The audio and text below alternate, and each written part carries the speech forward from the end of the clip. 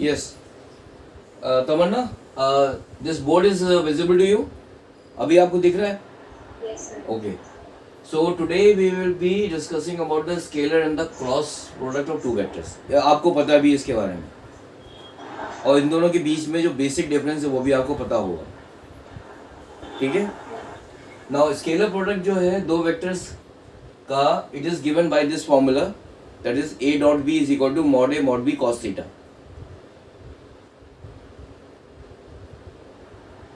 Okay. Now mod a क्या है? This is the magnitude of vector a, ठीक है? अभी इसके बारे में हम डिस्कस करेंगे आगे। मॉड b क्या है? This is the magnitude of the vector b, and theta यहाँ पर क्या है? Theta is the angle between the two vectors, ठीक है? अच्छा, इसका सबसे इंपॉर्टेंट चीज जो आपको ध्यान रखना है, ये scalar product of two vectors gives you a scalar value, ठीक है? एक स्केलर वैल्यू मिलेगी आपको, ठीक है? जैसे कि फॉर एग्जांपल फोर्स, या sorry let's say work done है, work done is equal to it's a हाँ force in mod into you can say into this displacement. Now यहाँ पर जो वर्क डन की जब हम f डॉट डी करते हैं तो हमें एक स्केलर वैल्यू मिलती है, वर्क डन का एक वैल्यू, एक मैग्नीट्यूड मिलता है, एक वैल्यू मिलती है कि इतना हमारा वर्क डन हो गया, तो work done is equal to f dot D होता है, ठीक है? तो बेसिकली वर्क डन क्या है? It is the scalar product of force and displacement, ठीक है? सो whenever we have to find the scalar value of any physical quantity, we do the, हम क्या करते हैं? हाँ, हम डॉट प्रोडक्ट निकालते हैं, डॉट प्रोडक्ट या स्केलर प्रोडक्ट। अच्छा, यहाँ पर क्या है? यहाँ पे मैंने दो एक चीज लिखा हुआ है, a dot B is equal to B dot A and a dot B plus C is equal to a dot B plus a dot C. So this is the commutative law है और ये आपको distributive law है, ठीक है? a dot B is equal to B dot A and a dot B plus C क्या है? These are the two different vectors, तो उनका हमने एडिशन किया है यहाँ पर। So a dot B plus C will be equal to a dot B plus a dot C, ठीक है? ये so this is the commutative law and this is the distributive law. So the scalar product of two vectors they follow these two laws. Now let us come to the cross product. Cross product में क्या होता है? दो vectors हैं, अगर हम उनका cross product निकालेंगे तो हमें क्या मिलेगा? Cross product. अगर हम दो वेक्टर्स का क्रॉस प्रोडक्ट निकालेंगे तो हमें क्या मिलता है? New एक वेक्टर मिलता है. हाँ, हमको एक नया वेक्टर, थर्ड वेक्टर भी मिलता है, ठीक है? Which is perpendicular to both those two vectors, ठीक है? जैसे आई जैसे फॉर एग्जाम्पल आई कैप,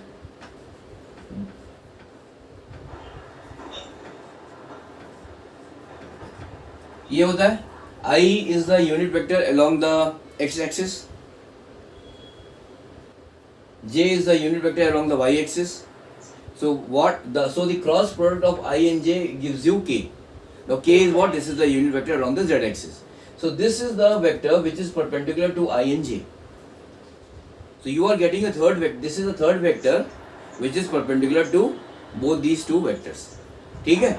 अच्छा, now द क्रॉस प्रोडक्ट का एक और फॉर्मूला है, this is equal to mod A mod B sine theta, ठीक है? ये है आप this is how this is one of the formulas, that is A cross B is equal to mod A mod B sine theta हो गया। और हाँ, अब इसमें जो इम्पोर्टेंट चीज ये है कि ए दिस क्रॉस बी या is not equal to B cross A, ये इसके बराबर नहीं होता है। So it doesn't follow the commutative law, it only follows the distributive law. In fact A cross B क्या होता है? This is equal to minus B cross A, ठीक है? ये इंपॉर्टेंट है, this is an important thing which you have to remember. So the cross product जो है, it gives you a third vector which is perpendicular to both these vectors and this is also defined by this equation, that is A cross B is equal to mod A mod B sine theta, ठीक है? अब आते हैं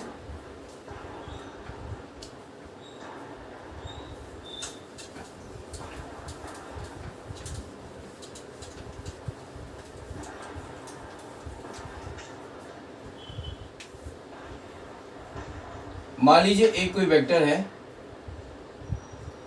a which is equal to say x1 I cap plus y1 j cap xyz z1 k cap, ये कोई vector है और एक वेक्टर b है which is say x2 I cap y2 j cap plus z2 k cap. सो इनका जो है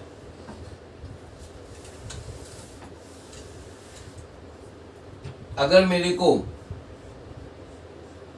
cross product निकालना है सो ये आपको याद रखना पड़ेगा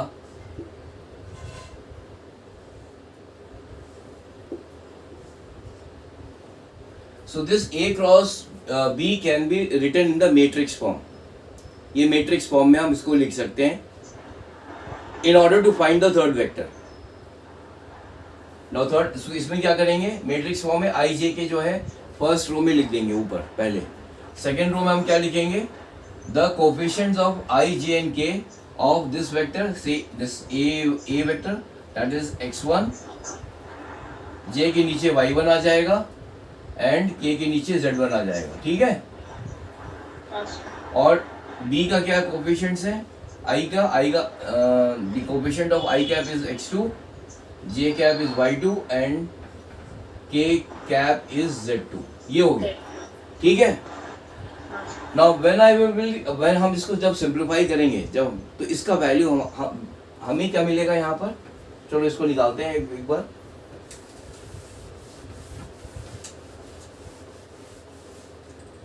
ये इसको अगर हम निकालेंगे तो इसकी वैल्यू कैसे इसको लिखते हैं. दिस इज इक्वल टू, ये आप आई कैप लिख लो पहले और ब्रैकेट में क्या करोगे, तो इसका आई कैप के का जो रो है और कॉलम इसको हाइड कर दो. ठीक है, ये हाइड कर दिया ऐसे करके. जिसमें ये हाइड हो जाएगा, ये वाला और ये वाला. बचेगा क्या, y1 z1 y2 z2, है ना. Now what you will do is you will multiply this y1 z2 करो आप माइनस y2 z1. ठीक है, ये हो गया. अब आता है j, तो यहां पर आपको लिखना होगा माइनस j. ठीक है, यहाँ पे तो प्लस हो गया, ये माइनस हो गया, फिर जब इसको करेंगे तो ये भी प्लस हो जाएगा. Plus minus plus. अब यहाँ पे j है तो इसका रो हमने हाइड किया, ये वाला रो और ये वाला कॉलम. तो बचेगा क्या, x1 z2 x1 z2 minus x2 z1. ये आ गया माइनस. अब यहाँ आ जाएगा प्लस k कैप. अब k कैप में क्या, ये इसको हाइड किया रो को और इस कॉलम को हाइड किया, तो क्या आएगा x1 y2, है ना. x1 y2 minus x2 y1. So finally आपको क्या मिल रहा है, you are getting another vector. देखो i j k के फॉर्म में है ये. So you are getting another vector, and now this vector will be perpendicular to both this A and B. So if अगर आपसे ये बोला जाए find a vector which is perpendicular to both these two vectors, then you will use the cross product.